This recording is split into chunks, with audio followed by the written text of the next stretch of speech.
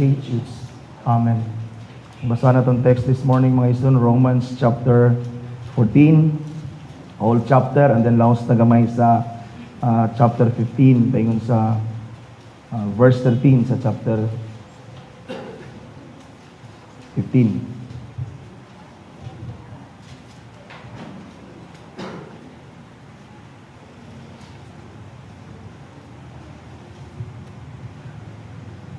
Chapter 14, whole chapter, and then laos na gamay sa verse 13 sa chapter 15. This is God's word for us this morning, brothers and sisters.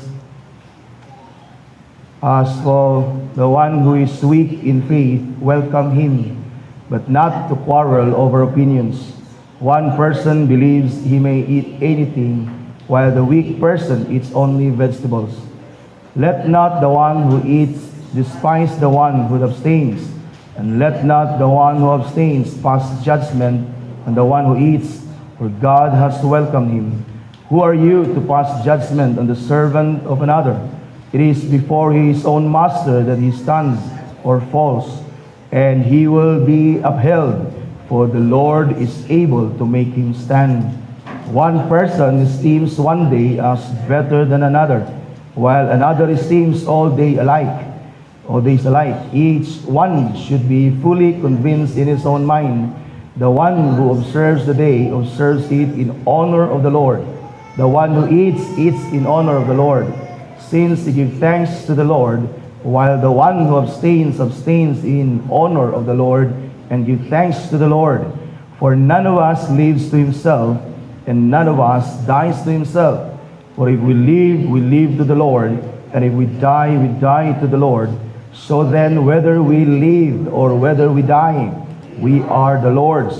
For to this end Christ died and lived again, that he might be both Lord of the dead and of the living. Why do you pass judgment on your brothers? Or you, why do you despise your brother? For we will all stand before the judgment seat of God. For it is written, As I live, says the Lord, every knee shall bow to me, and every tongue shall confess to God. So then each of us will give an account of himself to God. Therefore let us not pass judgment on one another any longer, but rather decide never to put a stumbling block or hindrance in the way of a brother.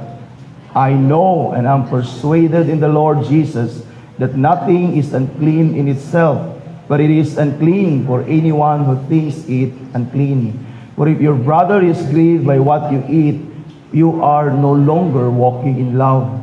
By what you eat, do not destroy the one whom Christ died. So do not let what you regard as good be spoken of as evil.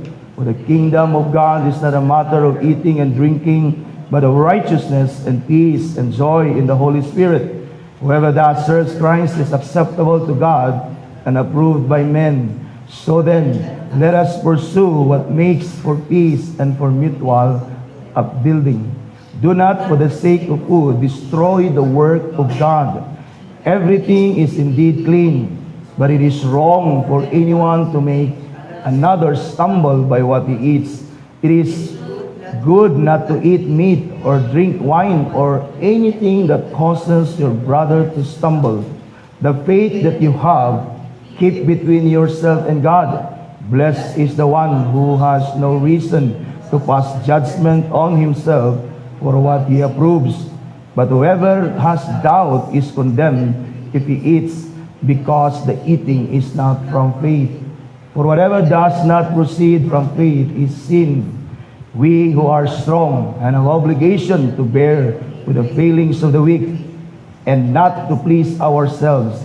Let each of us please his neighbor for his good, for to build him up. For Christ did not please himself, but as it is written, the reproaches of those who reproach you fell on me. For whatever was written in former days was written for our instruction, that through endurance and through the encouragement of the Scriptures we might have hope.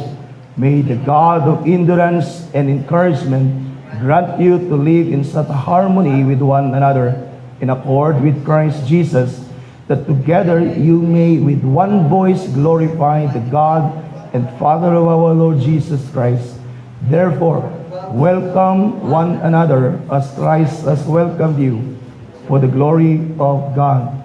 For I tell you that Christ became a servant to the circumcised to show God's truthfulness in order to confirm the promises given to the patriarchs, and in order that the Gentiles might glorify God for His mercy, as it is written, Therefore I will praise you among the Gentiles and sing to your name. And again it is said, Rejoice, O Gentiles, with His people. And again, praise the Lord, all you Gentiles, and let all the people extol Him.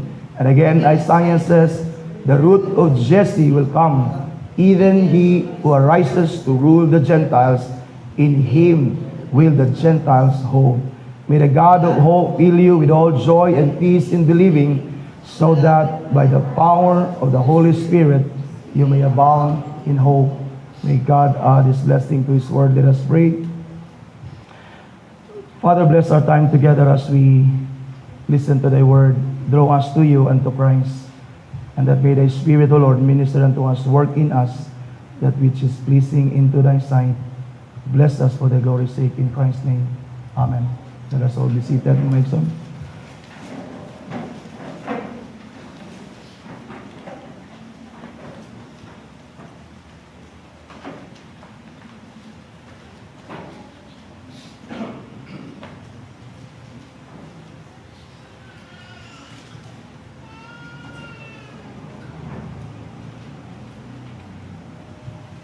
Taas sa pagmaminaw sa pulong sa Ginoo, taas-taas atong passage this morning.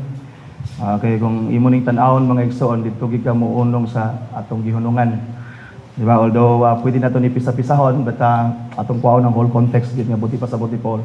And I believe this message this morning is timely sa ato. Ako ni kita itulan, welcome as God welcomes us in Christ. And I know mga igsoon nga appropriate ang message for us this morning because God is adding people sa church. And that magsugod po ang ato ang gitawag nga membership class. So announcement di ay second Sunday sa July atong sugdan ang ato ang gitawag nga membership class. So katong nag-desire nga mo join sa atong klase, pwede mo magsaba sa elder karon, maghatag og pahibalo lang so that we can send the letter, formal letter nga na instruction dito about sa membership. Although wala mag-explicit instruction ng Bible concerning the membership sa local church, but kung imong basahon ng Bible, it is implied also nga naagid ni nga butang, di ba, sa Bible, because namang gyud certain elders that are appointed sa mga cities wherein the gospel is preached. So nagyoy gitawag nga formal organization sa katawhan sa Dios. And it is also an advantage ato as a Christian when we belong to a local church. It is because naay mahimong commitment and covenant between the people in the church so that we can also kanabitawng makaserve sa Ginoo in a manner that is conscious ta ba, active ta, and then mahimong all the kaning gitawag bitaw nga mga gifts nga gihatag sa Ginoo sa ato pong ma-exercise or mapaambit nato sa katawan sa Dios diya sa local church. And so it is always an advantage sa Christian nga mo belong gid siya sa local church. That is why we encourage you to find local churches diin mo suit mo dito, and that you stay there and grow there and then die there. Di ba? Para po na maglubong sa imo. Yeah, di ba? So realidad magina siya. So maayo gito nga mabilong ta sa local church and then work ta together to para sa kayuhan sa tumakalag. And so this is an appropriate message for us this morning. Again, ako ni kita itulan, welcome as God welcomes us. In other words, let us welcome one another despite our differences and weaknesses, and as God in Christ welcomes us all. So there is no reason for us nga dili nato i-welcome ang atong igsuon kay naa siya diferensya o di siya kauyon sa atong doctrine o di pa siya kaabot sa atong nasabdan. There is no reason for us not to welcome anyone na gi-welcome sa Ginoo, mga igsuon. And so muna ang atong message this morning, and we need to understand this message mga igsuon. It is because again, the church is the household of God. We are family. Og dili nato ni susamahon sa mga family bitaw. A lot of us as naay yung mga kagubot sulod sa panimalay, may kagubot sa mga igsuon, di ba? May mga misunderstanding sa panimalay, madili nato na himuon din sa simbahan. Because in church, although this is described as a family and a household of God, this is the household of God. This is no ordinary household. Di biya ta kadugo, pero igsuon ta. Yes, And so let us work together nga mahimo nga ang household of God indeed will become a household of God as God intended it to be, mga igsoon. So we have a duty as a true believer, as members sa house sa Ginoo, to understand the importance, mga igsoon, of welcoming and accepting one another as Christ has accepted us in His family, di ba? In His kingdom, mga igsoon. Now, the church is not only the body of Christ commissioned to preach the gospel to the lost, mga igsoon, but again, it is a family to receive, to love, to care, mga igsoon, for those the Lord has drawn to Himself, mga igsoon. Akong balikon, ang duty sa church as a family or as a church, dili lang ta commission to preach the gospel to the lost, but it is also our duty to receive those whom God has drawn to Himself to the gospel. Nakuha mo? Duty na to love. Duty na to care for one another, to bear each other's burden. It is our duty. In fact, mga igsoon, usa na kakahigayunan na pwede natong ma-express ang atong love into actions. Because usahay ma-deceive ta that we love one another, but we love one another diya ra gyud sa words. Usahay diya ra tataman. But let us go beyond that as the scriptures commanded us. Not only to love by words, but to love diya gyud in deeds. In fact, to love genuinely is not only to refrain from doing evil, it is equally also to do good consciously ngadto sa atong mga igsoon. It is not enough, in other words, not to do evil. It is not enough not to, or rather to refrain from doing evil sa kaigsunan, but we must do good to our brothers and sisters. And so we are not only His mouth to herald this gospel to the world, but His loving arms stretched wide open to receive what God has called to Himself. Every single believer that God has called to Himself into the church, that it is the church's duty to love them, to embrace them, and to welcome them, mga igsoon. It is our duty as a church to welcome one another as Christ welcomes us. Now, dinhi mga igsoon sa atong text, mga igsoon, this morning, that is the obvious context sa atong text. That is why medyo gusto ko muhunong ng gamayon na ako akong text, pero di gid pwede maabot kita sa therefore ni Paul. Therefore, welcome, di ba, diya sa chapter 15, verse 7, naingon diya, therefore, welcome one another as Christ welcome you for the glory of God. And so, kaning portion sa text, mga igsoon, chapter 14, paingon sa 15, kung imo ning siya tan-awon, mga igsoon, this portion of the letter of Paul to the Romans is a sort of a concluding exhortation nga nagsugod sa chapter 12. So nahimo ni siya nga medyo concluding exhortation ni Paul beginning sa chapter 12, wherein he urges every believer to offer as a living sacrifice ang ilang body to serve God. And to worship God, that is to serve God. So it is our duty when we worship God, it simply means we serve one another. And so we have to give our whole being there as a church to serve God. In fact, we have the duty and responsibility towards the believers and also towards unbelievers. And then si Paul sa atong study, atong manotice, mga igsoon, na usab nagkuman po siya, naghatag po siya, mga igsoon, og giya on how are we to conduct ourselves even sa society. That we are to submit to every authority that God has given us sa community, di ba, sa atong gobyerno, mga igsoon, as katawhan sa Dios, mga igsoon. And so this morning, mga igsoon, din sa atong text, si Paul, mga igsoon, he refocuses the attention sa iyang mga readers balik sa church itself. So human niya gitagaan ang mga kaigsunan og instruction and how we are to conduct ourselves towards believers, unbelievers, towards unbelievers, and then how are we to conduct diya sa atong society as Christians, as people under the rule of God, mga igsoon, nga we are supposed to be mga tao nga citizens nga musubmit yun sa gobyerno. Kita gid unta ang mga katawhan nga mahimong mga gitawag bitaw nga submissive sa atong gobyerno. That is why nanay dinhi nga di na gid sila ga-drive, Brother Art, kung walay lisensya. Ni-epekto gyud ang atong wali. Di ba? Nga bisag urgent kayo, ayaw, di ko pwede mo drive kay dili kay na si Brother Art din nga taga LTO, but ang Ginoo nag-command sa ato to submit to the authority na gihatag sa Ginoo sa ato. And so din gire-focus ni Paul ang attention sa iyang mga readers back to the church itself, and then he commands them mga and encourages them again to welcome one another. And then as I have said, it is the obvious context sa atong text beginning verse 1 sa chapter 14. Makita nato diya, as for the one who is weak in faith, welcome him. And then in verse 3, for God has welcomed him. And then towards the end sa atong text this morning, as I have said mga igsoon, chapter 15 verse 7, ingon si Paul, therefore welcome one another as Christ has welcomed you for the glory of God. In other words, beginning sa atong text and to the end part sa atong text is about welcoming one another as Christ has welcomed us. In other words, in between this text is all about welcoming one another. So nakanin mo ang context, mutuningon ko nga, asa ko nakabasa na, si David Hellman siguro nagingon, when you read the book, para masabtan mo ang content sa book, read the beginning and read the conclusion. And then you will know what's between the introduction and the conclusion sa book mga igsoon. And then ayaw lang po magsugod kag basa sa una unya sa human manadayon, ayaw ibasa ang sulod, just as what we are going to do this morning. And so atong tan-awon mga igsoon karon nga buntag, 4 times ang word nga welcome appears in our text mga igsoon. It is the word proslambanos. We know that the word lambano means to accept. Diba? Manayong si John nga walay madawat ang tao, walay ma-receive ang tao, that is lambano kundi siya tagaan sa Dios. And those who receive and believe that is lambano, we receive Christ, it is because Christ is given to us by the Father. It is not that we decide to accept and receive Christ. Dili na siya mao ang pasabot sa lambano. And so here, the word proslambano means welcome.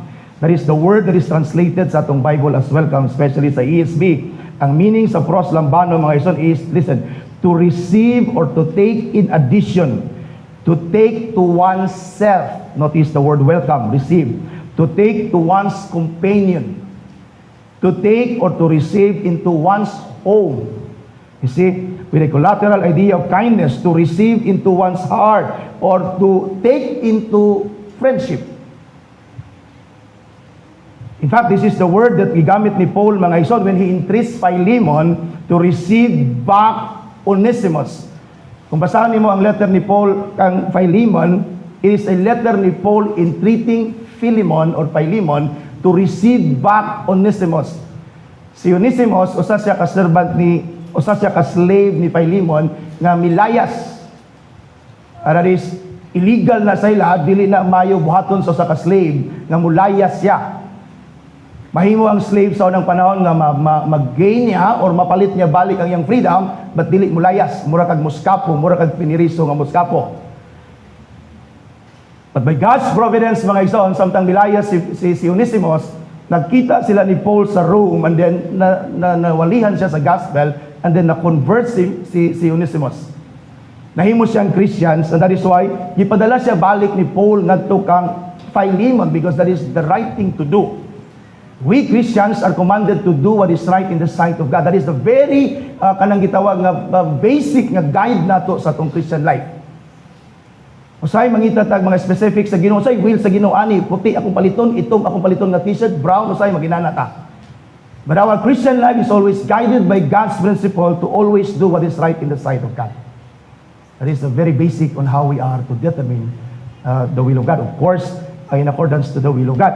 And so si Paul, gipadala niya si Onesimus balik, and this is the word mga igsoon para masabtan nato, Philemon chapter 1 verse 17 ingon siya. So if you consider, gina niya si Philemon, if you consider me your partner, ingon siya, receive him. Proslambanos him. Welcome him.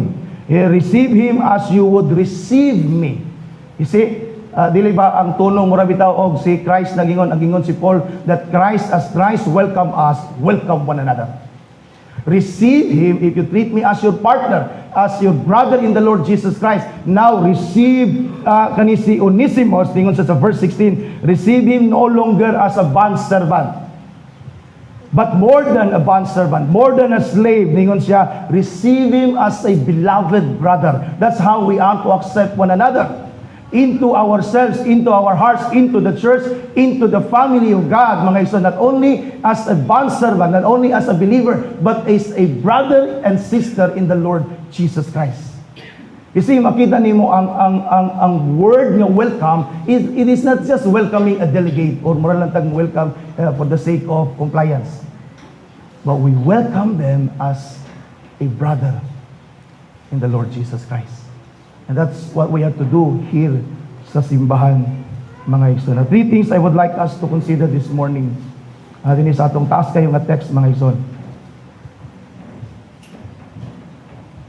Three things I would like us to consider this morning, mga igsoon, that Paul emphasizes as characteristics of a welcoming church. A church is us. It is our duty to welcome one another din sa simbahan. So we need to understand these things, mga igsoon. A welcoming church is a church, first is a church that promotes peaceful coexistence among the believers in the church. First, ang welcoming a church, this is how we are to be or supposed to be as a church, mga igsoon. A church that promotes peaceful coexistence among the believers in the church. Second, it is a church that pursues mutual edification among the believers in the church. And finally, mga igsoon, it is a church that practices maximal regard for good to every believer or of the believers in the church, mga igsoon. So first, promote peaceful existence. Second, pursues mutual edification among the believers. And then we must practice maximum regard for good for one another. Mo na ang welcoming a church. Alright? So, conclusion. Kaya ito ning pisa-pisaon. Alright. So, kung din isa, promotes peaceful coexistence among the believers in the church.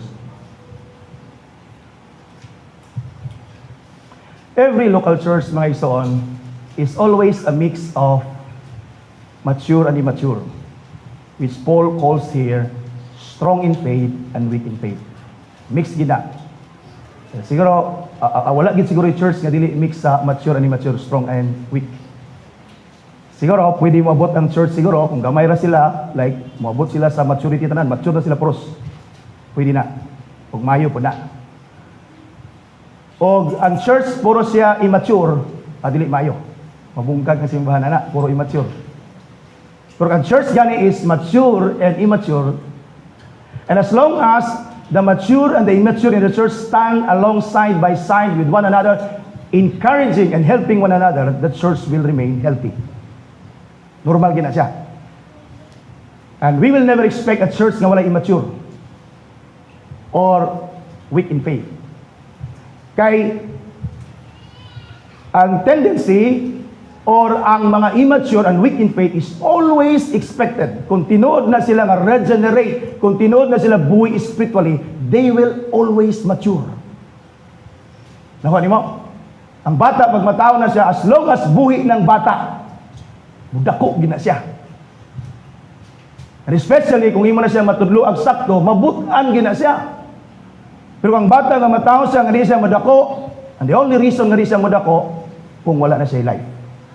So a believer, as long as you're a true regenerate person, buhay ka spiritually, you're expected to grow into maturity. And then ang immature sa simbahan, mature na sila. Usahay lang sadly to say nga, napoy mature nga, usahay mabali, ma-immature. Pati na ito nabuhaton. Kaya ang danger mo sa church when the mature becomes immature. Because there is the tendency sa church nga ang mature, mahimong immature. Nga magiglali sila sa kaning mga weak in faith, which is mo i-address ni Paul din. That is the danger nga atong bantayan mga iso na sa church. And so when the immature becomes mature, mga iso, mahamtong na naman po'y bagong madugang sa simbahan ng mga immature or weak in faith, new believers. I'm not saying nga ang kakadugang din mga immature na, because namang yung mga mature I see nga mature na mo in faith, na nadugang sa simbahan. Kung wala po na pasabot nga kami din sa simbahan, puro na po mature, na po immature din. Because again, ang church is a mixture of mature people and immature people. And that is a good sign sa church, mga ison. Okay na siya, mayo na siya. As long, again, akong balikon, as long as we stand side by side, helping, encouraging one another, being patient with one another. Katong mga tao na naguna-una nga mature sila, being patient with the weak, mga igsoon, and then ang church ana will remain healthy. And so dinhi mga igsoon, si Paul mga igsoon, because mo man ang problem sa church, mo bitaw na nga, if you study the Bible and if you take a look at the churches now sa atong time mga igsoon, and even the churches from generation, ang problem sa mga churches sa una, pareho raman sa atong problem karon, wa may kalaidan. You know why? It is because usa ra may enemy sa church si Satan. Pareho ra yang strategy. And so dini mga igsoon, as long as I have said, the strong and the weak will stand along side by side, helping, encouraging one another, the church will remain healthy mga igsoon and united. But the problem sa early church mga igsoon, nagisulatan ni Paul, especially din sa Roman churches mga igsoon, is the tension that exists between the strong and the weak. Nga silang tanan naghuna-huna nga mature. There is a tension sulod sa simbahan sa churches sa Rome between the mature and the immature. But the problem, that what compounds the problem rather is silang tanan naghuna-huna silang mature. And while they think that all of them are mature, nagpadayag Ginoon sa ilang immaturity. Kaya lagi ang mga hamtong wa kasabot sa mga linghod, ang mga linghod po wala pong hamtong nga musukol na po sa mga hamtong. And so gubot ang iglesia. So dini mga igsoon sa atong text, giadresan ni Paul ang mga mature. Kamantay ka kung mag-away ang atong mga anak, ang atong yung kakasabaan ang magulang. Di ba? Kamantay ka na? Pero may man ko ka-experience na kayong mga ikaduha man ko sa 12 ka buok. Ikaw gyud makasabaan, makaaway gani ka og igsuon sulod sa balay, ikaw gyud makasabaan. Ang magulang gyud pirmi ang atong makasabaan. Nga naman, siya man atong gi-expectar nga butan. And so kung magubot ang simbahan tungod na sa mga butan, nga mura na way buot sulod sa simbahan. Tanaw ngayon ang simbahan nagkakabungkag tungod man na sa mga leader. Dili sa mga member. Tungod sa mga leader nga abi nimo hamtong puro day way buot. Kaya lagi, there is a tendency sa mga mature nga mga leaders nga mahimo silang immature when they become impatient. When they impose their will, mga igsoon, sa mga weak na mga brethren or brothers and sisters in the church. Madili sila mahimong patient, mga igsoon, to teach them and to be with them as they grow in faith. Kaya kabalo manggita, bisan ang physical nga growth as well as ang spiritual nga growth. Hinay-hinay manggid na siya. Wala may gitawag nga kanabitang growth nga diretso dayon. Bisan ganing magmasa kag pan, pagbutang nimo nang patubo imo pa maginang hulatan sa pila ka oras nga motubo. Anan mag-expect sa atong mga igsuon nga isa pa gani kabulan sa Ginoo, di ba? Ato na dayong hala ato na din siyang lupagon. And so ang giadresan ni Paul din ni mga igsuon isang mga hamtong kay lagi mo nay kasagara nga hinungdan sa kagubot sa simbahan. May mga hamtong din eh. Wala na yung hamtong. Verse 1 sa chapter 14. Tanawin niyo mga Bibles. So, ginkaris na ito ang tanan, magdala kitag Bible. Although okay ng cellphone, pero atong ginkaris, magdala kitag Bible kung magsimba ta. Alright, verse 1. As for the one who is weak, yun siya, welcome him. Kasi ang giadresan ang hamtong. So, as the one who is weak in faith, welcome him, but do not quarrel over opinions, that is, without quarreling over disputable matters or matters that are doubtful. Sa ato pa, na mga butang mga igsoon na the Bible is silent, wala explicit command sa Bible. So, na mga butang din sa ato mga igsoon na medyo ang Bible is silent or doubtful or disputable nga mga matters, dili ta maglalis ana. Although we can always resolve matters such as mga inana nga usay di kita magkauyon sa doctrine bill, we can always resolve that mga igsoon. But not in a way nga maglalista. Not in a way nga magdebate ta to the extent nga madaot na itong pagbati and then maguba ang simbahan. There is always a good way to resolve disputes. And so din ningon si Paul, because the issue din sa ilang mga igsoon is eating and drinking or food and days. Mo nang issue din sa ilang panahon. And so ningon si Paul mga igsoon, verse 2, one person believes he may eat anything while the weak person eats vegetables only. Or only vegetables. This might be juice mga igsoon. Kini ang giadresan ni Paul din Nagiadresan niya nga mga tao nga hamtong. They believe that they may eat anything. This may be mga Hudiyo nga nahimong Christians mga igsoon nga ni mature sila sa ilang understanding on what Christ has done, that Christ has fulfilled all those gitawag nga ceremonial laws or dietary laws sa Israel or sa law ni Moses that they are no longer required to follow. Nay mga Hudiyo nga na Christian ug nakasabot sila sa ilang freedom ni Christ. that kaning mga dietary laws, nga di ta mukaon aning baboy, di ta mukaon aning usa ning ipangbawal ni Moses mga igsoon, nasabtan nila nga gifulfill ni Christ and they are free to eat anything.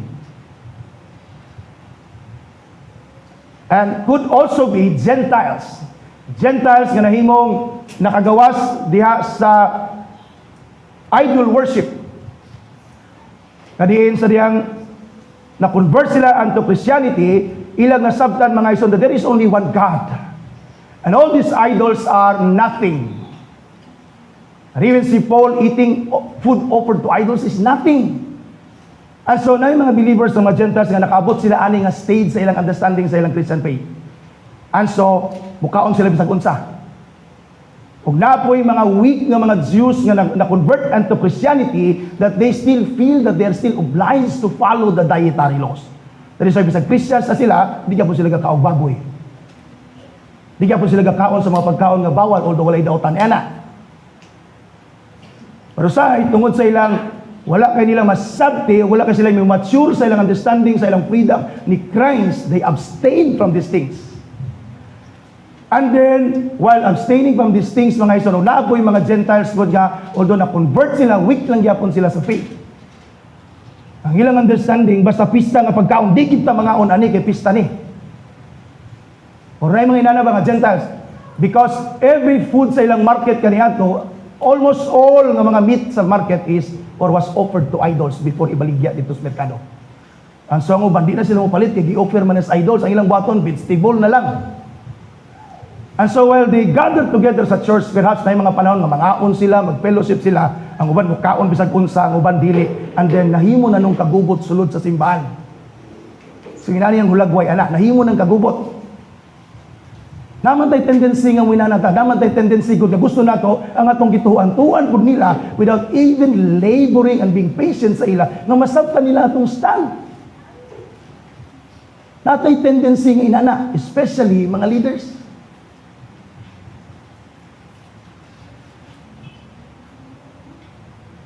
So while the weak in faith refuse mga igsoon to eat anything, and the strong despising those who do not eat mga igsoon, ningon si Paul sa verse 3, let not the one who eats despise the one who abstains, and let not the one who abstains pass judgment on the one who eats, for God has welcomed him. In other words, katong mukaon, ayaw i-despise. The word despise means to consider worthless. Kuyaw, magugay na, may consider na ito itong ison, hindi siya mo celebrate Christmas, imo na itong worthless, ayaw. So despising here, mga ison, is considering one worthless, although we were all worthless in the sight of God, kaniyato, and we were still sinners, we are all worthless. But now that we are in Christ, dili kay nagbatunta og worth. It is because we are bought with the precious blood of Christ, and now we belong now to the family of God, loved by God, accepted by God in the beloved, and therefore nahimutang precious in the sight of God.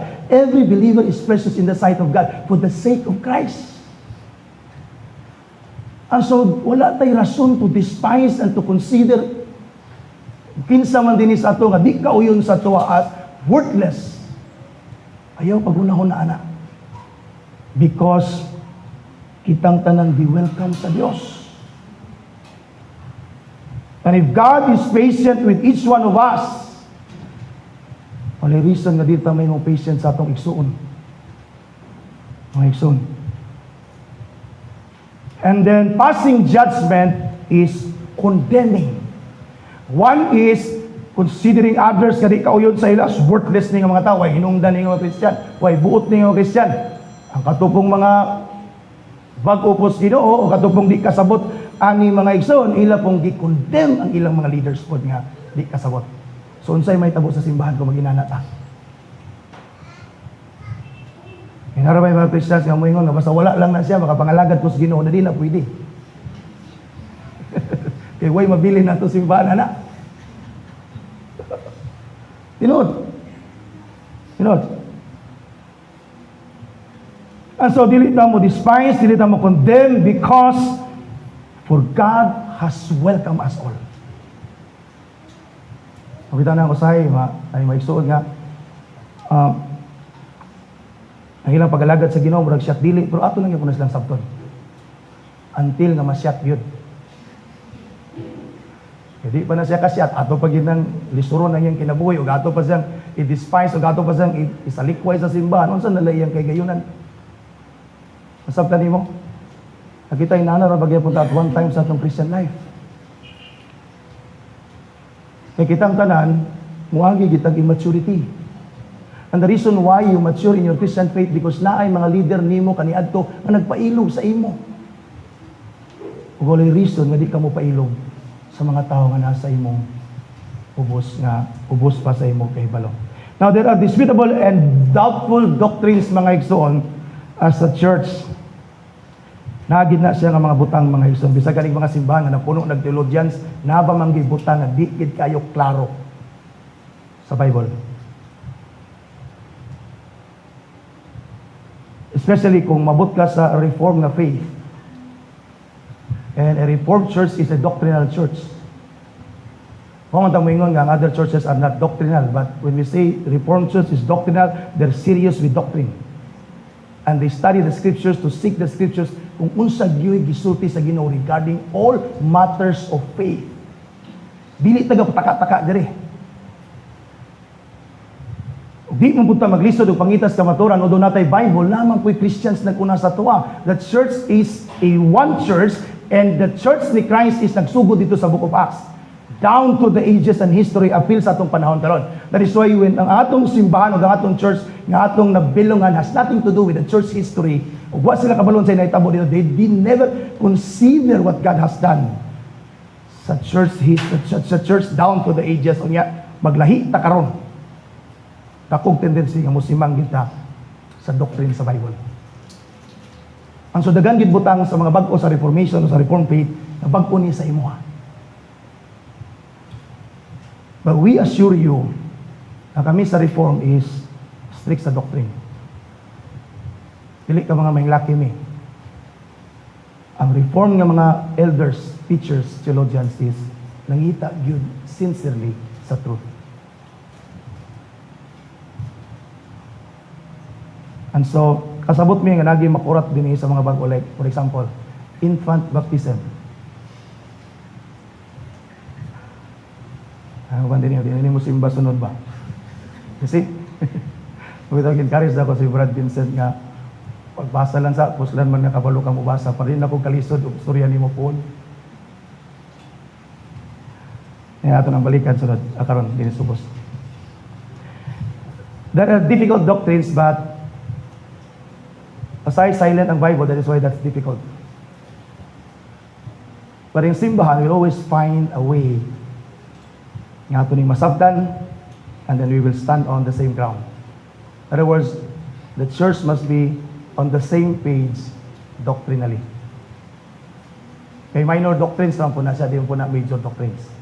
But the point here, mga isod, is para nga ma-maintain na to ang harmony, same-mindedness, and unity sa church. That is the point there. That is how we coexist peacefully sa church. And then, verse 4 ningon si Paul na tundalion, kaya di na ba kita sa oras. Nawa na yung oras. Alright. Verse 4, yung siya, who are you to pass judgment? Ningon siya diya, to one another, it is, each servant will stand and fall sa iyang master, si Christ atong master, and so we have no reason and we have no right to judge one another. In fact, kita tanan will stand before Christ. And then, ningon din si Paul sa verse 9, din, nag-cite na po si Paul, og lain nga issue that is prevalent sa ilang time, lagi kaning days, because ang Hudiyo, na sila yung mga holy days, sacred days, na ilagya pong gina-observe. Ningon siya, one person esteems that is considered sacred, one day as better than another, while another esteems all day alike. Each one should be fully convinced in his own mind. Days din in context is associated, mga igsoon, or rather, the Jewish holidays and other special days associated with Judaism. Kaya lagi na yung mga Jews nga na Christian, and then gakadala pa nila ni mga gina-practice nila sa ilang gitawag nga Judaism nga religion. Gakadala pa nila ang mga feast, ang makadala pa nila ang mga special days and holidays. In fact, daghan pa sa ila nga napagid sa ila ang Sabbath, which is the seventh day. Or na dito sila sa katong the seventh day, as in literally the seventh day of the week. Napa na sa ilaha. And sa early na church mga ison, we know nga ang Sabbath, Christian Sabbath, nabalhin na gid sa first day of the week. It is because of the resurrection of Christ. Christ Himself instituted that ang worship mga igsoon, rather ang gathering nga ilang gisto ilang nahimo nga nabatasan mga igsoon since then is ang first day of the week, because that was the first the day nga si Christ na resurrect. That's why gitawag nila ang first day of the week as the Lord's Day, the beginning of new creation. That is why ang church, as part of the new creation, and all those members of church na nadia sa iglesia, all the believers are new creatures, parts sa new creation ng church. And so nahimo siyang first day of the week. But nagya po yung mga Hudiyo nga dito lang gyapon sila Sabado. And so, ang uban nagkagubot na ani. And so, gibadlong sila ni Paul. Wala po rin nagpasabot mga ison, kinamang good po uban na makuha ani nga verse sa scripture, nga pwede dito magsimbang Sabado, pastor, pwede dito magsimba o bisag asa nga adlaw sa gitawag o sa semana. The answer is yes and no. Pwede. Because we have to worship God daily. In fact, natay daily family worship. In that sense, we worship God daily, bisag asa nga adlaw. But napoy strict sense that we worship on the first day of the week. Because mo ni instruction sa Bible na mag-gather kita every Lord's Day of the week as God's people corporately to worship God. And so, dili ta pwede mo balik Sabado. Because, kani, ang pulong sa Ginoo mismo mo nag-instruct sa toa to gather every Lord's Day, mga igsoon. And so muna yung naitabo dito sa ilang panahon, mga igsoon. Verse 5 or verse 6, the one who observes the day observes in honor of the Lord, and the one who eats in honor of the Lord. Notice that, since he gives thanks to God, while the one who abstains in honor of the Lord. Notice, in honor of the Lord, and gives thanks to God, for none of us lives to himself, which is expected sa every believer. None of us, each believer is expected to live for the Lord and in the Lord. And so ningon siya diya, none of us lives to himself, because we are one with Christ, we died with Christ, we are crucified with Christ, therefore it is no longer us who lives in us, but Christ lives in us. The life that we live in the flesh, we live by faith in the Son of God. No Christian should live for himself. That is, kasabot ni Paul. Ningon din siya din verse 8, for if we live to the Lord. And then siya din, if we die to the Lord. So then whether we live or die, we are the Lord's. That's why we live for the Lord, because we belong to the Lord. Ingon din siya din, for the Lord is for in this end Christ died and lived again, that he might be both Lord to dead and the living. And so, nagpasabot ba ni? And so, gingon lang ni Paul, pag sinaptana lang mo, because si Paul, wala siya maguna, wala nagipasabot ni Paul nga, ang weak will remain weak. Kasi as I have said, ang weak mo mature magina siya. But while they are still weak, sabta sila, because ila po nang gibuhat in honor to the Lord and thanking God sa ilang gabuhaton. But nagpasabot ba na nga bisag unsa lang atong buhaton pwede as long as we do it in honor sa Lord? Of course not. Hindi man ka pwede magsabong ko in honor for the Lord. Nabi tayo nag-testimony dito sa usong ng testimony God sa Pentecostal ta kaniadto. Naay nag-testimony dito sa simbahan sa Osamis. Ako mangod may nagsultian Nagpasalamat siya sa Ginoo dako kay nakadaog siya masyaw unya na say opiring. Although mayon man ang mga intention, di ba? Di man nato na i-condemn, dawaton man nato ng opiring. Pero nagpasabot ba na, bisag unsa na lang itong buhaton, as long as it is in honor of the Lord. Of course not, because God is never honored on anything atong kabuhaton na dili subay sa iyang pulong.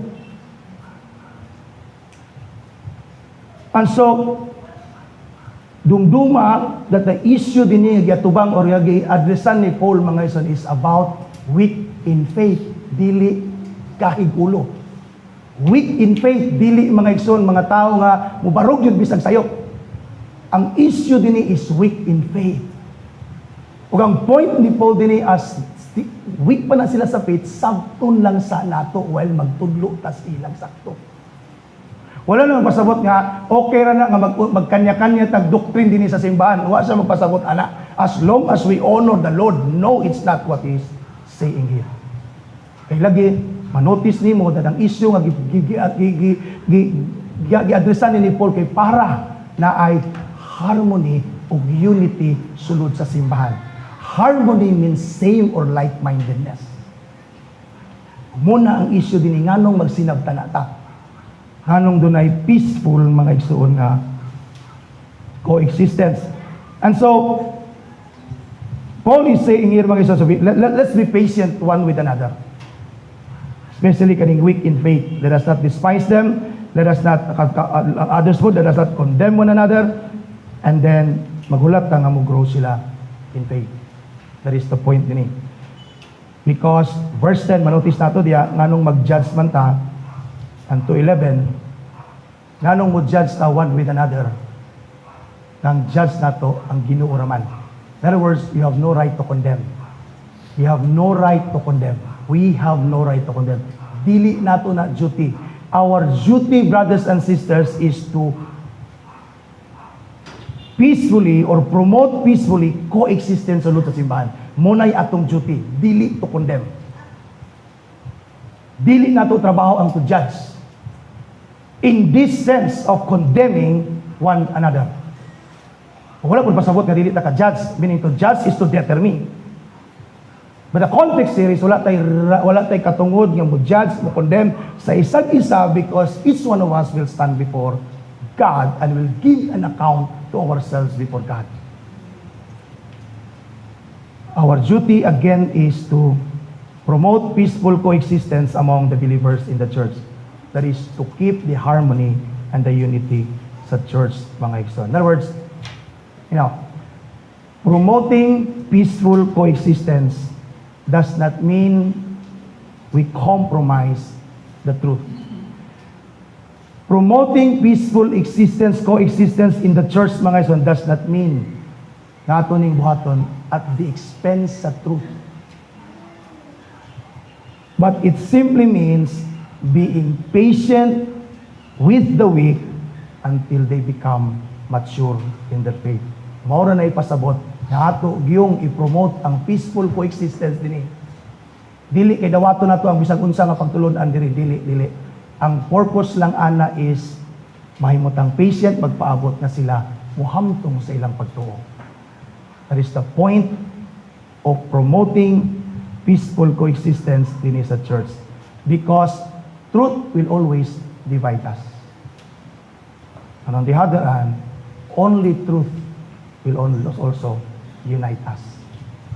Ang simbahan sa una, well, we were Pentecostal, puno kami din pag-abot na mo sa Reformation nga nahimong ang among gabuhaton, truth, walit ang truth, true gospel. Ang simbahan, napikas. Kaya kung magsultit ang truth sa simbahan, mapikas gid ang simbahan. Because truth divides. Again, akong balikon, ang peaceful coexistence, wa magpasabot nga bisag unsay atong doctrine dinhi, wala na magpasabot. Ang peaceful coexistence nga i-promote na nato is simply mahimutang patient sa weak na mahamtong sila sa ilang faith, mga igsoon. And so, promoting peaceful existence in the church, coexistence in the church, does not mean that we compromise the truth. It simply means that being patient, we must be patient with the weak until they come to maturity in their Christian faith. That's why, mga igsoon, as we peacefully coexist, let us second, pursue mutual edification among the believers. Kasi makita nimo, ang point ni Paul, dili kita magpabilin sa immaturity.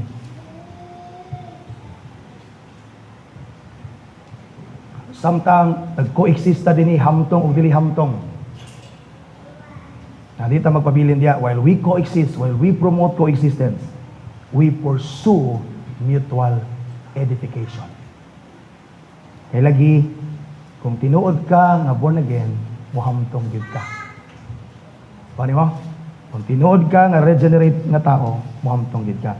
In other words, let us work together towards maturity sa matag usa. Si Paul ngayon siya, 1 Thessalonians chapter 5 verse 11, ngayon siya, therefore encourage one another and build one another just as you are doing. The same word yung gigamit din sa word nga atong makita later on. Ephesians chapter 4 verse 11 to 14, ingon si Paul, and he gave the apostles, ingon siya, the prophets and evangelists and shepherds and his pastors and teachers of church to equip saints for the work of the ministry, ingon siya dinhi, for building up the body of Christ. But kaning word nga ais dinhi, which is translated as for, mga igsoon, could also be translated, if you try to look at the Greek word eyes, could also be translated as by or with. In other words, si Paul is saying, this may be the good or right interpretation ani mga igsoon, that naghatag ang Ginoo mga teachers sa church.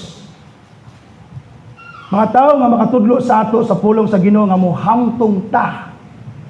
And so si Paul is saying here, naghatag ang Ginoo ani nga mga tao to equip the saints with their ministry. Dili na ka-equip ka for ministry, pwede po to equip ka for ministry. At pwede po for the ministry sa mga hamtong ma-equip ka. And the reason for equipping sa matag believers is for building up the body of Christ. Mutual, kitang tanan should strive and pursue. To pursue is, kana bitang murag hot pursuit sa pulis, at dili undang ang pulis hangtod madakpan yang kriminal. That is how we pursue edification sa church and maturity to each one of us. Dili ta muhunong hangtod, di ta manghamtong. Hello? That is how we pursue mutual edification. That is why we must promote coexistence. Magsinabtanay ta para nga matagantag kahigayunan nga manghamtong ta. And so, ningon siya din until, tanawa, notice, ako lang basahon sa imo. Ephesians chapter 4 verse 11, napa ko diya. Ningon siya, for the building up of the body of Christ, it is each believer's responsibility to build one another up in Christ. Trabaho na to ng tanan. Because we are all stones diya sa temple sa Ginoo that is built upon one another. And Christ is the cornerstone. He is in fact the foundation sa church where we all belong. Ningon din sa verse 13, until we attain, tanawa, we build each other up, we edify one another until we attain the unity of the faith, of the knowledge of the Son of God, to mature manhood, to the measure of the stature of the fullness of Christ. Kasi makita nimo ang context sa growth. Atong spiritual growth is always in the context of the church. Mo-grow ta together until, mga igsoon, ningon din, we attain the unity of the faith and the knowledge of the Son of God, to mature manhood, to the measure of the stature of the fullness of Christ. So that, verse 14, so that we may no longer be children, immature, weak in faith, tossed to and fro by the waves of, and carried about by every wind of doctrine, by human cunning and craftiness in deceitful schemes. That is why ang church na mga elders na mga pastors na mga teachers. Pag ilang buhaton isituit nila, unsag yun ang truth sa scripture na kinahanglan natong basihan sa atong every faith and practice sa church. Mo na reason gibutang na sa Ginoo sa simbahan. O ang ilang trabaho is to lead the church, to teach the church the word of God, that the whole church will mature to the fullness and stature of the Lord Jesus Christ through their ministry. Sabto na ito din, kung gusto ka ma-teacher, pag-aspire to become an elder sa church, we welcome you so that makatabang ka sa simbahan.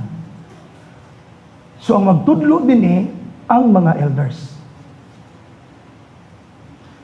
Katawa si Sarah. Lagi. Mo man ang order sa simbahan. Amo na kung natay elder nga di siya katudlo, aton lang gina siyang papahulayon. Labi nagdi mao yang itudlo. Lagi, we must grow together as a church. So Paul is saying here, mga son, welcome the weak, don't despise them, be patient with them until they come to the maturity of the faith. Verse 13, tanawa. Therefore, let us not pass judgment on one another any longer.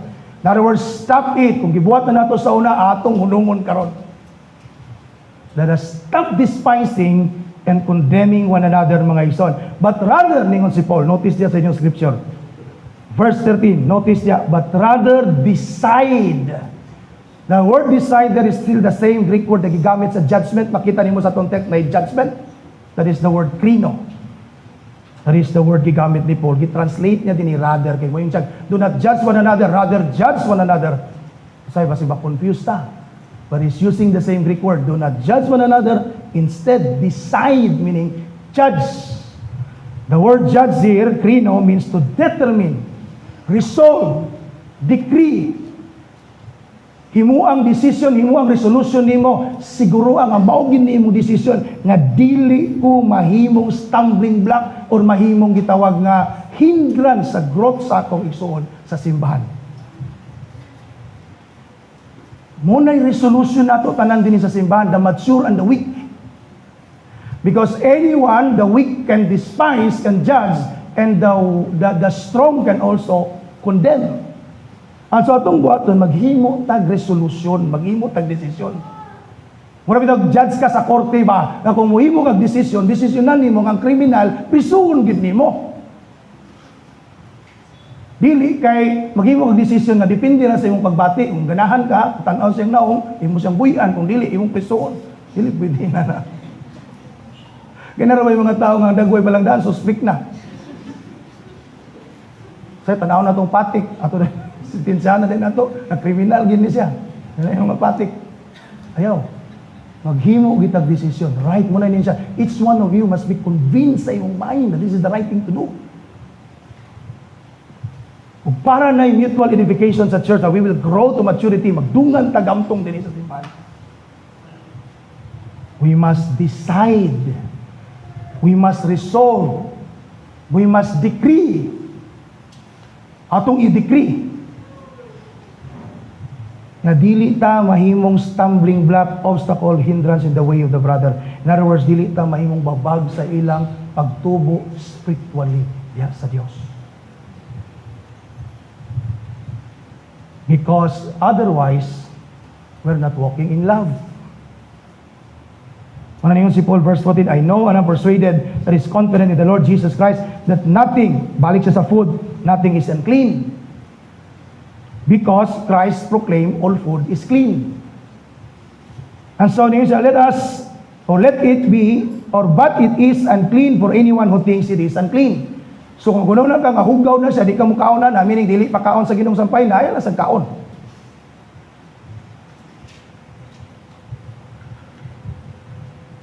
But kung gunaw na kang, pwede din mo kaon, lakaon na. Pero issue mo kining sampay na. Kaya na-clear nga sa Old Testament, napod dito sa Book of Acts. Pero sa mga og sampay na, there is always a way out to justify. Pwede man gid sa tinod, pwede man. But may kapasol, mga unta, ayaw lang po. Yung pandol kong uban, kaya mo po mga unang uban. Ikaw dagang kong pagkaon, anong kugson mo ginani mo kaon. Pero sa tinod, pwede, God. Pwede. Ikuman man lagi sa mga apostles, pastor. Wala kang taga akong explain. There is reason ganong ilang gikuman. But, ningon si Paul sa verse 15, Kinamang ko yung mga tao nga kauban ako, mga sampay na, sa kapalo sila nga na mapandol, kaon lang yapon. Usay gani, arugan ka sila mga on, nga, pwede na, bro, baby, ayon po nila hindi mga on. Ayaw. Kay, ningon si Paul sa verse 15, for if your brother is grieved by what you eat, you're no longer walking in love. Ningon siya, by what you eat, do not destroy for one whom Christ has died. Do not destroy. The word destroy is the opposite of edify. Di pa kaka-edify, i-destroy pa nimo, nasamot. Kung sa ingon ni Jesus, may pahikta ni mong liog bato, labay ka sa dagat. Tinod. And so niya, do not destroy. That's the opposite of the word edify, the building. Ingon siya, but if your brother is grieved, the word is also used sa kanang itong mamatyan. Mag-uul, masubo, ug ayo. In other words, magkaon ni mo aning butanga, kay na kay freedom, imong isuon, murag namatyan, ganahan ka. Murag namatyan. Ayaw, pun. You're not walking in love. So ayaw, likay. Ingon din si Paul, even si Paul, ingon siya sa 1 Corinthians chapter 8, verse 13. Excuse me. Therefore, if food makes my brother stumble, ingon siya, the same word gigamit niya nga stumbling block, I will never eat meat again, lest I make my brother stumble. Why? Mas importante ang akong brother because ipakamatyan ni siya sa Diyos or ni Christ. Nganong magbuhat ng kugbutang, anything, dili lang pagkaon, anything, which is makita nato diya later on, anything na makapastumble sa imong igsuon, ayaw buhata. Ningon si Paul, I will never eat meat again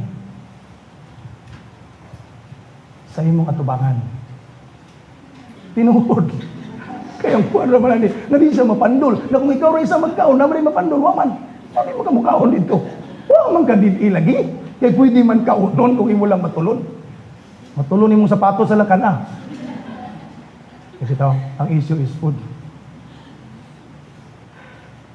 Ano man, ang issue ani ang atong brother and sister nga di siya ma-destroy.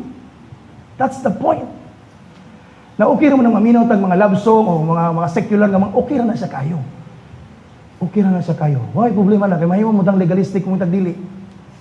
Yang lang kantaan nato atong mga asawa, Amazing Grace dito kita sa katong mga endless love, di ba ang inana ba, di ba?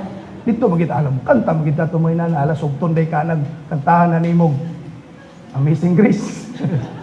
Oh, I love you with the love. Ano ni kantahan mo sa imong uyab asa makasugton ana. Samot ka di maminyo. Dili daw. Okay na mga secular nga kanta. Pili alam po ang kanta nga di po nagingong ganang gikumot-kumot unsa pa nang gikanta diha nga murag nabugag, murag wag nagdaig sa yawa po. Ayaw po na nga mga kanta po. But okay na. Pero kung naay imong igsuon nga medyo mapandol siya nga gapaminaw kag worldly kay elder ka, ayaw paminaw sa ilang atubangan. Pagitsit. Kaya ang point lagi diya, di siya mapandol. Kaya nga naman, dili man po na siya dautan. Dili po ingon nga ilang pagpakita kung magtaya kag luto. Dili po na bawya kung pasabot po. Dili po ka magpakita nga, magtago-tago ka diya. Sa isuguon mo si ka-driver bay, naising ko, iduga, ikaw itaya dito. Ayaw, wala na pasabot. Ang pasabot nato kanang mga disputable matters. Doubtful, silent ang Bible. Di ta mag-away. Okay? And so, ayo, dili na ito buhaton mga igsoon nga masubo ang atong igsoon, mapandol sila sa ato. Kaya sahira ba, pag ma-doubt na ilang tanaw sa imo as elder, di na sila ganag paminaw nimo magwali ka din eh. Ayaw, get i-endure ang ilang conscience. Ngayon mo silang pugson sa pagpahimo sa imong nasabtan, kadi pa sila kasabot, which makita na to later on, nga dautan. In other words, kung mahadlok ang imong anak og ngit-ngit, ayaw palungang suga. Kaya nga naman, mabot mo gina sila sa punto nga managko sila, nga makasabot sila, nga ngit-ngit day, way balbal day. In other words, muhamtong gina sila. So, mintras gagmay pa sila, mintras weak pa kayo ilang faith, ayaw, yung palungon, gini mo suga, kay magbuot gig ka. Kaya say, atong ipalabi ang kurinti, bahala ka itong anak, malisang. Ayaw, pod. In other words, ang importante din nga, watan na to siya nga mutubo. Hello? Di ba? Kung sa may hinungdan, main cause, naman din si Brother Art sa LT, unsa may main cause sa road rage? Anong gapatay man ang mga tao diha sa dalan, nga naroon man ang dalan diha? Anong gapatay man ang mga tao sa dalan? Anong na may gibang patay diha sa dalan? Anong mag-away maging ang tao diha sa dalan sa puros man na sila na right of way? Mag-away na sila kung mo-insist kita sa atong right of way. Why not yield? Na ako ginigi-research para di ko masayo pinarapas Brother Art dire. Friendly reminder ang LTO. Ingon siya din ni. Well, the right of way is the ideal way to keep traffic moving. But the LTO says, don't force it. Yan siya. Don't force it even if the other driver is in the wrong. Sulod ka o one way. Sakto ka. O nga siya ni tagbo sa imo. Kay sakto man ka, imo gid siyang tagbuon, ato nato pusilon na lang kaniya. Ayaw. Kay wa ka balo basing kay una. Wa sila nagian bang muagi lang gid siya kay nasa gidali or emergency. Ayaw. Bisan ganing sayop siya. Matod pa dinhi sa advice nila ningon sa it's frustrating. Yes, it's frustrating. Gusto gid nato nga sakto-sakto atong subayon. But there are times, matod pa nila, you'll have to concede or yield your right of way just to avoid accident. Eh kung wa pa to nimo singagi, diyon ta kaniya pusilon, nakauli ta kasi mong balay. Kung wala pa ta maglalis din ni, napaunta ang simbahan. Napaunta ta din ni, nag-enjoy sa atong fellowship, nag-grow together diya sa Ginoo. Kung wa pa ta mag-away, kung wa pa nato gipugos ang infant baptism. Kaya ganing infant baptism, mabulag itaan pero sige lang, ato ang sabtog. Dili na to ipugos. Because, ang reason ni Paul, naingon si Paul diya, verse 17, for the kingdom of God is not a matter of eating and drinking, but righteousness, peace, and joy in the Holy Ghost. The kingdom of God is a matter of righteousness. Let us do what is right in the sight of God. Ayaw i-insist. Bisag sakto ka, ang imong good mahimo ng dautan kung insist ka for the sake sa imong igsuon nga weak pa in faith. Or rather at the expense sa imong igsuon nga weak pa in faith. Mapandor man siya.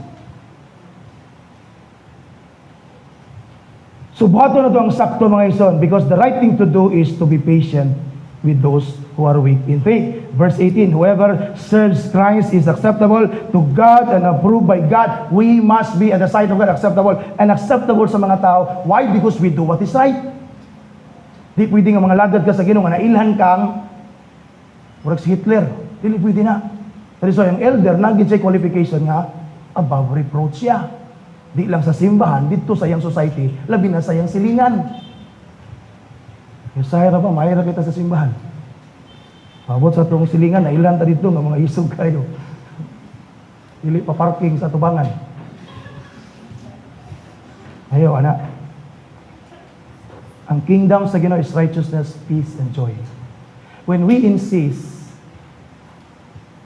we're not doing right. And when we do that, madisrupt ang peace by division.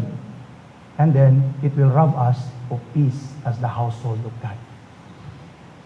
Kaya taganahan kita sa mga naong dayon. Unang minadayin ka nga, di ko ka nagsimba kay Nasya. Nawag tawa man siya, simba ko ka, baylo-baylo lang mo diya kadugayan. Pero magsabot na lang ko, ako'y simba karon, ikaw sunod, ayaw simba, kaya ka nagtanaw yung no. May mas may magsabot mo nga magsinabta na ta. To keep the harmony and peace sa church. Because idawat ito sa Ginoo. Verse 18 and 19 na din itong point actually sa verse 2. Para din sa itong point 2. Whoever does serves Christ, so manatara, approved by God. Verse 19, this is our point. This is the point sa second point. Ingon din si Paul. So then, let us pursue what makes for peace and for mutual upbuilding. That is the word edify. Nagigamit ni Paul sa Ephesians chapter 4, verse 14. Let us pursue, di ta mohunong hangtod, manghamtong tang tanan. Pursuing mutual edification among the believers in the church should always be the concern sa church. That's why we are to promote peaceful coexistence. Even ang atong mga anak, is our duty na manghamtong sila. Is our duty nga matudluan nato sila sa pulong sa Dios kung manghamtong sila. Kaso yung Reformed Church, kita din mo pa may pagbalik nato, naanggid tay Sabbath class even sa mga bata. Ato na silang klasihan. Ikatikais nato sila. That is our duty. To bring them to maturity, maski gagmay pa sila. Kaya pwede na silang manghamtong, maski mga batanon pa sila. As long as matudluan silang sakto. Di na to na sila isang school, ipakulor-kulor na to, ipapili na to, David and Goliath, mag-away man sila diyan, kaya nga David, Goliath. Mga Joshua sila, magpatay na natong mga anak dayon kadugayan. Ato silang tudlo ang doctrine. At an early age as possible, they'll come to know the Lord Jesus Christ. Ipakolor gyapon nato sila, ipakolor-kolor nato sila. But ang atong main good nga purpose to catechize them is to teach them the Word of God. Verse 20, do not, for the sake of food, destroy. Again, ang destroy, opposite sa build. Listen, do not destroy the work of God. Do not destroy one whom Christ died for. And do not destroy the work of God. Ni Sister Nyonet, sa bago pa na siya sa simbahan, pero mina ko na siya madunggan, work in progress pa ko, Pastor. Salamat na lang, dili pareha sa DPWH nga, tagpila ka tuig, work in progress na gyapon. Salamat nga sa inyo, net, makita na ako nga, indeed, the work of God has progress. Each believer, mga igsoon, is ang spirit sa Ginoo ga-work sa iya. Muna nga tong trabaho, pailuban ta. Pailob ta. Kaya ang Ginoo gani nagpailob pud sa tua. Kaya lagi, ang Ginoo, ang spirit sa Ginoo is nag-work sa matag usa nato. Every believer, the Spirit of God is working diya sa iya. And who are we to destroy God's work? By being impatient. Ano yung si Paul, Philippians 1:6, I am sure of this, that is the word confident. Ingon siya, I am sure of this, that He who began a good work in you, that is God, will bring it to completion at the day of Christ. God is working. Unya, ginasiguro sa Ginoo ang iyang work sa imo makumpleto until Christ comes. And when Christ comes, certainly, mahimo kang perfect as Christ. Philippians chapter 2, verse 12 to 13, ingon si Paul, therefore, my beloved, as you have always obeyed, so now, not only in my absence, but much more not only in my presence, but absence, ingon siya, work out your own salvation with fear and trembling. Verse 13, for it is God who works in you, both to will and to work for His good pleasure. Good pleasure, sovereignly, supremely, ang Ginoo ga-work sa ato isang-isa. So muna ikaw, magtanaw ka sa murag di pa kay kahamtong, sige lang, ga-work pa ng Ginoo sa imo. Yung makita nato siya, dugay na po siya kay Ginoo, wag yapon, sige lang, basing nalangan lang. Basing nalangan lang. Eh kung di na iya sa Ginoo, wala na sa simbahan, gipatay na sa Ginoo. Tinuod, giputol na ni Christ, o gilabay na dito sa kalayo. Sa ngalan nga napan na sa simbahan, natiguang na siya diya, wala ka kabalo ang Ginoo, work na sa iya. Our duty is to be patient. And our duty as hamtong is to teach them to maturity. Amen. And so, ano man, for everything is needed, is indeed and clean, and it is wrong, verse 20, ingon si Paul, it is wrong for anyone to make anyone or another stumble if he eats. And then notice there, verse 21, it is good not to eat meat, nor drink wine, or do anything, as in anything. Not only drinking ang issue, dinay gidala ni Paul ang tanan, not dili maayo nga maghimo tag bisag unsa that causes your brother to stumble. Lagi atong duty is to edify. Amen. And so as we promote peaceful coexistence here in the church, let us at the same time pursue mutual edification, making sure na dili kita mahimong stumbling block, and making sure also na mahimot ang instrument na ma-encourage sila, patudluan sila sa pulong sa Dios. Amen. And finally, mga igsoon, din nato ito masarukan. Finally, welcoming church is a church that primero promotes peaceful coexistence and then pursues mutual edification. Lastly, mga igsoon, practices maximal regard for the good of every believer in the church. Marami tawag, maximum tolerance. Ang atong buhaton, nilang maximum tolerance. Let us do good to all. Because that is how we love. Because when we love, we don't only refrain from doing evil, we must do good. That is true love. That is genuine love. And so, ningon si Paul din chapter 15, verse 1. Dali rin kayo, humanatay ta. We who are strong have an obligation to bear the failings of the weak. It is our obligation, we the strong, to bear the failings of the weak and not to please ourselves. In other words, not to regard ourselves or to mahimo bitang atong unahon ng atong kaugalingon. Not to prefer ourselves, but we prefer them. That is how we please. See? Ningon din siya, verse 2, let each of us please his neighbor for his good. In other words, let each one of us prefer our neighbor sa ilang good instead sa atong good. In other words, palabi nato sila. Bahala ganahan kay ta sa kanta, kung hindi sila ganag paminaw, ayaw paminaw. Para sa ilang kayon, we have the obligation, and the same Greek word gamit ni Paul sa Romans 13 verse 8, owe no one anything except to love one another. We have an obligation to love. That's why we have an obligation to do good. Di kita mangundang o gimog maayo, kay kung mangundang ta, di na nato ma-fulfill ang law, which is, love is the fulfilling of the law. Ang niningon din ngano man nga ato man ang buhaton, i-prefer man atong uban kaysa atong gawin. Wala nganong magbuhat man tagmaayo sa ila. Verse 3, for Christ did not please himself.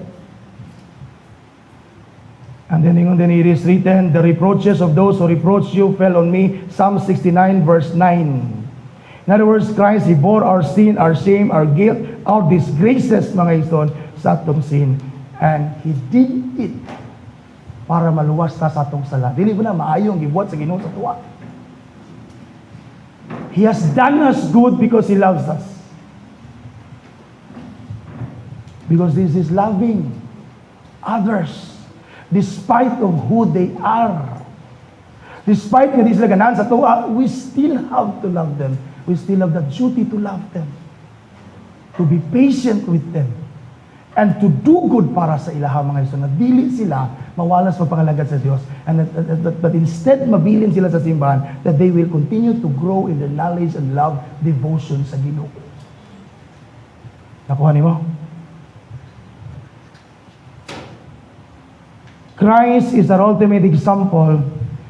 That is why we must practice maximal regard for the good of others. Kung nahimo man na ni Christ sa tuwa, madili lang ta weak in faith, wag kita in faith, puro gid ta makasasala rebels. Kung nahimo na ni Christ, there is no reason for us ani nato mahimo sa tong isuon. Agi pakamatyan pod ni Christ. Amen. Let us do good. Let us do good. And then notice dia paingon sa ubos, tay time mga ison makita nimo dia gingon si Paul. Verse 5, lakway ta sa verse 5, ningon siya, may the God of endurance and encouragement grant you to live in such harmony with one another. You see? Mahimutang like-minded. Mahimutang makapadayon o coexist peacefully in accord with Christ Jesus. In other words, tungod ni Christ that has, or rather, nagluwas nato o nag-accept nato, nag-welcome nato. Verse 6, and together you may with one voice as a church glorify God and the Father of our Lord Jesus Christ. Verse 7, and then ingon niya, therefore, welcome one another, receive one another as friends, as brothers, in your heart, in your house, in the church. As Christ has welcomed you in His kingdom, in His household, in His glory, for the glory of God. We do this as a church for the glory of God. That God may be glorified sa atong taliwala. Amen. Dili mag-glorify atong mga pastor, mga elder, dili mag-glorify ang Diyos. Because when God is glorified, maka-benefit ang whole church. When a leader is glorified, ang leader ay naka-benefit. That is why nata din to worship God, not to worship our leaders. We are here to follow our elders and our leaders as they lead us towards the right path. In other words, the reason we do good to others, the reason we receive them, especially those who belong to the household of God, brothers and sisters, and even gani mga bisita nato nga wa patakay kaila, we continue to receive them the church. Because why are they here? Idala sila sa Ginoo sa simbahan. And God has welcomed them. And then verse 13 to 18, or rather, verse 8 to 13 rather, paingon sa ubos, din na ako basahon. Manotice niyo mga si Paul, naghatag siya diya. Ako basahon verse 8 lang sa, For I tell you that Christ became a servant to the circumcised, that is, to the Jews, to show God's truthfulness in order to confirm the promises given to the patriarchs concerning, and in order the Gentiles might glorify God. In other words, ang point ni Paul din sa last, din na ko one at a time. Even the Jews, i-welcome sila ni Christ. And so there's no reason for the Jews na di nila i-welcome ang Gentiles. Because kitang tanan, Jew and Gentiles, strong and weak, mature and immature. Kitang tanan, nganong nata sa simbahan? Because Christ has welcomed us. Nakuha mo? It is because of Christ. Now, brothers and sisters in the Lord, let us welcome one another despite differences and weaknesses. As God welcomes us in Christ Jesus, through Christ Jesus, who died for our sins, that we may be reconciled to God.